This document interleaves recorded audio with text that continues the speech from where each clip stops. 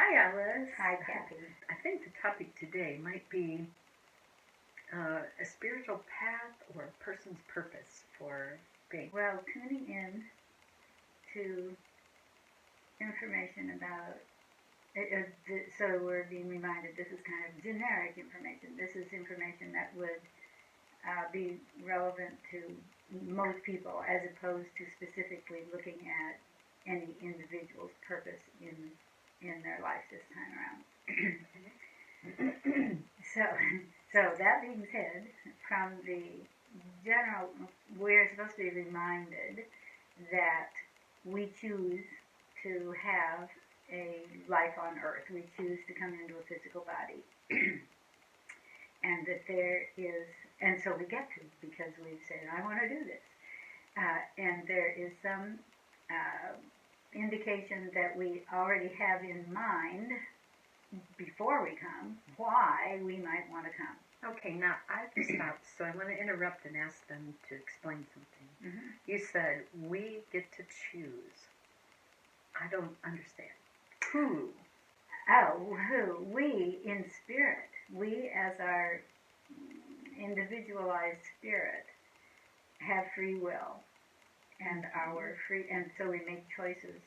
We get to make the choices from that free will position that will demonstrate our growth and kind of like who we really are, I guess you would say. Okay. And it is through our free will that we can engage in the experiences that help us become wise and help us. Even though they may not be happy experiences? Oh, absolutely. Absolutely. Some of this That's is kind of hard to handle.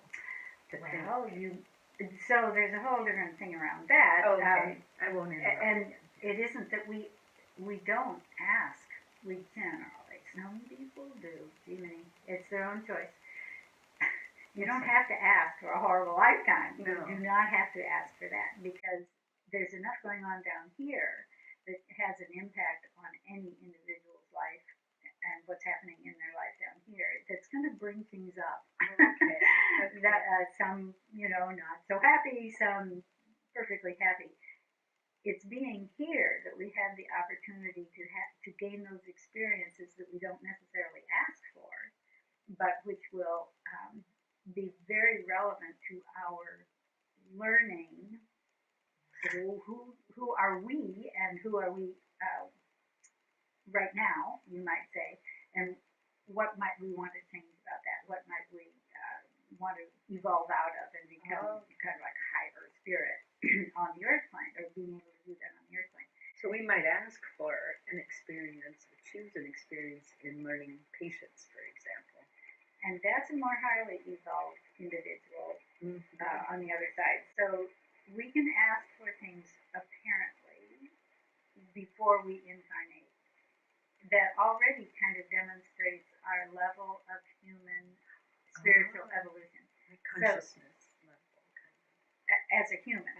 So we may come into this world in our first incarnation and have no expectation whatsoever. It's kind of like, okay, let's see what happens. To start us on the path of understanding what it is like to be me, to be that individual in this particularly, they say, challenging environment. And again, Sarah, this came up earlier, that we're reminded that we wouldn't come unless we were courageous, curious, and had a sense of an adventuresome spirit. Spirit, that's interesting. An adventuresome spirit, as opposed to a sense of adventure. Yeah. Anyway, yes. And so, in that first lifetime, we may, since we aren't remembering what it's like to be on a higher level, we aren't more highly spiritually evolved. I'm asking, really? They're saying generally. So there may be individual, range that's going on here. We may have an experience that says, that we think we learn from that experience that, well, the next time I come back, I want to be with so-and-so. Or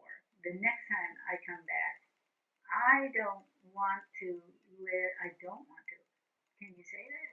You can say that, but but that's okay. So we can ask for something we don't want, but that doesn't mean we'll get what we do want. That's an important thing to say. It's like, okay, we won't give you that, but we don't know what you really want. Anyway, we may, that has to do with geographic area. I don't want to be starving. I don't want to be cold. But what do you want? It's not necessarily, I don't want to be starving doesn't mean you're going to have an abundance of food. You just simply may be dropped into a situation where food is there, but over a lifetime there may be a famine, So that actually is a level of, it's like saying, I want to be rich. Well, okay, we'll drop you into, if we can, we will drop you into a family that has a lot of money, but that doesn't mean you're going to be rich throughout your entire lifetime. There are ups and downs. And if they can has to do with, we'll drop you into a family that has money if we can, because there is a physiological aspect to where we are incarnated. So, really, if we say, I'm ready, I want to go now, I don't want to wait for X as my mom, which may or may not be a wise thing to ask for anyway. I want to go now, which I can see some people wanting to do that. There has to be, on a physiological level, somebody's getting pregnant. There has to be an embryo that is ready to be fertilized for you to have this happen. There are it's kind of a joke, like extremely few immaculate conceptions. Right. So in that case, you get put wherever. It's like, okay, here's what is available. There you go. And then as we progress in our spiritual development, we would ask for, and we want to come back again, we would ask for less specific things. That's when we would start asking for, I want to be more compassionate. Okay. I want to be more loving. I want to, have greater peace in my life, something like that. And that allows us to be put into an environment where those lessons are going to be readily available. And they are a kind of much more important lesson than being rich, although you can learn a lot from the pursuit of money or just the stress around finances, that sort of thing. Power comes up. But at any rate, asking those kind of like broader desires. One is, I want to be more connected to the earth. That's beautiful. Anyway, allows the good guys, your team of spirits on your team to create many more opportunities for you in order to access those desires that you have, rather than saying, I want to do it this way. Because it's like, okay, but it's going to be harder to figure out, to give you those opportunities that really might help you more in your spiritual development. Opportunities for spiritual development will always be there. And it is a progression. It builds one thing on another. You can't just go from brand new incarnated individual first time around to highest level in one lifetime. Because the image that comes up is, and people ask about, can I just skip all this stuff in the middle? I just want to be at the higher level now from where I am. The image that comes up for various clients is, it's a cardboard box, but it's not corrugated cardboard. It's that thick cardboard. It's always a rectangle. It looks like a step up. And it's empty inside, and I see the individual who wants to make that, jump over some of the lessons apparently that we have to experience. They always have their own individual shoe wear on. Oh, really? Okay. Yes. So I know it's an individual message for each person. Okay. One woman was wanting to step up in little Mary Jane shoes with white anklets on. I never could figure out, well, we didn't look at what does that represent. Sure. Somebody had two little red boots. There was a guy who came, who showed up, who wanted to make this leap of development, and he stepped up in work boots. Okay. Nevertheless, regardless of what you're wearing in your own individual quest to supersede some of the work that needs to be done, when they step up onto this next level, the box crushes under their weight. Sure. There is no substance in there to support it. Right. So they don't get there basically. And the image always is that you have to fill that box layer upon layer upon layer to make it solid enough for you to really stand on, to have it support you in your life, in your beliefs and in your outlook, in your attitude. Okay. So this is what's the work then that you have to do? The work is it's the layers of layers. I love you asking these questions, Kathy, because I'm getting further. I get excited about it, like new information. Yeah. Right. It's getting to know who we are, as opposed to what have we done or how can I do or something like that. It's who we are at this time, getting to have the experiences and be open-minded enough and honest enough with ourselves to figure out who are we in this circumstance, so that we can choose, should we want to stay there and say, that's great, that's what I wanted to do, or we can go, not so good, let me see if I can move out of that.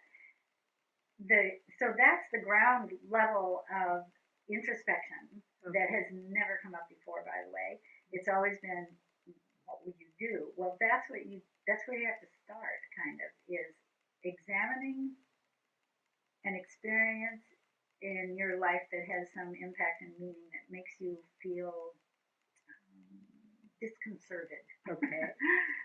And good word. And that's what it is, because it's like, anyway, disconcerted. To give you the nudge to say, okay, let me look at this. Why am I disconcerted? And you keep asking, why why this? You get an answer, and then why that? And you get an answer, and why that, and that, and that, until you get down to the rock bottom of how you really you're able to identify kind of like the reality of where you're coming from right now, so that then you can explore that, and that's a good place to get guidance. Like, is this something would it be for the highest and greatest good of all concerned if I changed that, basically, if I grew in that way? And they're saying always, it always is, So assuming that it is the significant things in our lives that we would get down to the bottom of, it's always a good idea to recognize that, so that you can choose to, they're saying, make it better. Right. I'm not exactly sure if that's a pretty broad statement. Sure. But at any rate, that's kind of the starting point. I've totally lost where we're supposed to be going. No, this is good. You were filling the box. Filling the box. Yeah. And so it takes, with the foundation underneath it. The foundation is like, what's going on now? Where are we now? And that layer gets established. Securely is kind of the, like, solidly. It could take a whole lifetime to do that, or one layer. Or possibly, yes, more than one. And then you come back into your next lifetime bringing what I've called karmic DNA, in a good solid sense, like, okay, that's who I am, and human form. I bring that with me into the next human form. However, there's another issue now that we look at and try to build that next layer, and then the next layer, and so on. You can, so your purpose, that's where we were going. So your purpose in life, that's, really your purpose. And there can be more than one. All right. In any one lifetime. You can, okay, so that is a purpose. Sorry, we have to correct that. That is a purpose that is often set before, by you, before you come into this particular lifetime. And then you have to remember what your purpose was when you were here. And the encouragement is to do that deeper thing. You may remember your initial purpose was, I want to make money. Okay. And realize that if you bring that in as an initial purpose, you're going to focus your life, you may focus your life on doing that, which may exclude, it brings certain learning opportunities into the picture. But if your drive is so strong and our culture does emphasize this in our culture, that money is success and all you need is money, and having money is fine.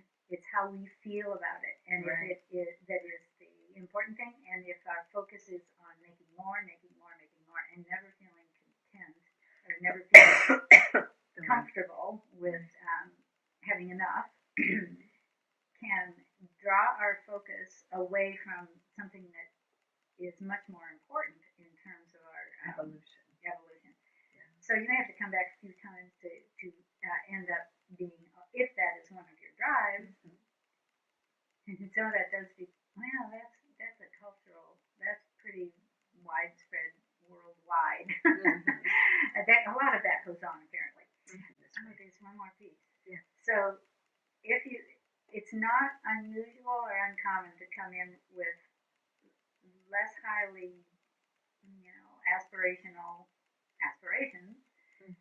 and when we leave that, let's say it's about making money, and we're only moderately successful, or we make a lot of money in this lifetime because we're so driven, but we're never comfortable. We never reach that level of peace. And actually, so they're also showing me that we may not be very nice people. That's a possibility. So we get to the other side in between lifetimes, and our development can go on further on the other side. So we may be able to look back, we often, if we want to, it's all about if we want to. We can look back over our life that we've recently lived, where we've generated a lot of income, and there's still kind of a hard and uncomfortable feeling around all of that, and start to ask the questions from spirit level. Why was I still uncomfortable with that, or that sort of thing? And so we have the opportunity to make a shift on the other side as well, so that when we come back, we won't be so driven for money. Money will have left the picture, so to speak, and it will be much more realistic of having enough of something to have a reasonable survival. So that's actually how the evolution is acquired. Okay. And then when we get to the higher level aspirations, the spirit teams has more opportunity to help us learn those, and we're actually at the higher level of the next step up. Apparently, we can step up onto this solid box, and then we see, there's another level. Okay, let's start working. And there's more. Oh, that's right. But wait, there's more. Right. So the questions, like I wanted to go back to building this foundation, and how you were saying, or they were saying, that you begin to ask the questions, why? Why am I behaving this way? Or why do I feel this way? Why do I feel this way? What's going on? And I think, doesn't that take some wisdom? I mean, isn't that in itself the fact that you're asking the questions? Because don't people go through lifetimes when they're not asking the questions? That was what the example about money was intended to illustrate. Exactly. Sure. While they're driven, while they're here, while they're not asking the questions, they're just accumulating the feedback and the feelings, and then they get to the other side where it's easier and they're more encouraged to do that in depth. Okay. You may not do it for several lifetimes. Okay. Depending on how fixed we are on our belief of what is important and what we need to do. And they let us come back and try it again, and because we want, and there's no judgment on their part. There's no judgment. No. It's all part of the lesson. It's all part of that free will. So there may be one or more overriding purpose that we set before we come back into this lifetime, but that is about our personal growth and development. We can also set other goals, and or other goals can happen while we're here that are of a much more satisfying and happy and whatever perspective, that we can either step from, I'm asking, we can set it from the other side, but it's almost more likely, I see, because it has to do with earth plane existence. Okay. We run across an experience, which probably our good guys team is setting up for us to have, that is satisfying, that is you just feel good about it, and it's most often associated with service to something outside of ourselves that isn't a non-selfish and unself-oriented purpose. The examples they're bringing up are you love gardening, or you love the earth, or you love your pets, you want to take care of your pets, your children, your family, you have experiences that promote a desire to uplift and be of service in some way that doesn't have anything to do with you personally. Good for all. Good for all. Right. And those things are opportunities for two reasons, and one is because they need to be done in order to make things better down here, and the other is because the individual feels very different from that driven part when they're engaged in that kind of it's almost like philanthropy or service.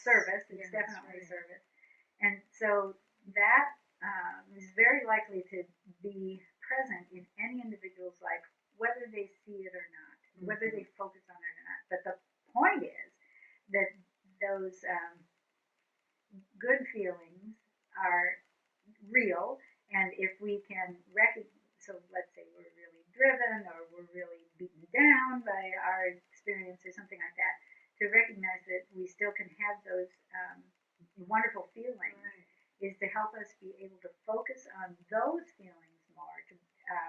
How do we get them? What do we do that creates that for us? It's kind of a feedback mechanism of, okay, go that way. And you'll feel better. Yeah, are they helping us, sort of nudging us to do some of those things? Right. This is like dropping the opportunities down there for us, helping us be aware of the opportunity. And again, it's always that balance of our awareness. Apparently, when we're kind of higher evolved, and I don't want to, there is no class distinction here. We're more easily able to see those, to be aware of those circumstances and focus on them, because we aren't so compelled by all the energy coming at us from culture and from other people and other people's desires for us, and all the energy that's beating us down into that, oh my gosh, feeling about this other purpose that I think I have.